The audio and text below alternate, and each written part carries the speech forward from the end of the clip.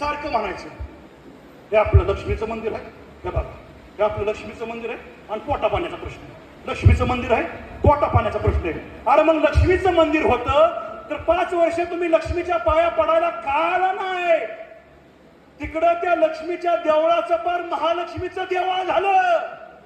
ती माळेगाव सहकारी साखर कारखान्याचं नावच पुसून टाकलं ह्यांनी. टाकलं का नाही? कामगार बंधू इथं असतील. दी माळेगाव सहकारी साखर कारखान्याचं नाव जे आपलं दिमाखात गेटच्या पुढे होतं ते त्यांनी काढलं का नाही? लक्ष्मीला काचा बसून शोरूम मध्ये टाकली का नाही? म्हणून सांगतोया ह्यो आपला परपंच हाया, ह्यो कारखाना हाय, हे काय महालक्ष्मीचं काचेचं शोरूम नाही. दी माळेगाव सहकारी साखर कारखान्याचं नाव पुसणं हे माळेगावच्या इतिहासामध्ये 7वं अक्षर आहे. 7वं कितवं? 7वं. म्हणून अजून सांगतोय आपल्याला दगाबाजी कुणी केली अजून सुद्धा 7वा म्हणजे 8वा काय चाललंय.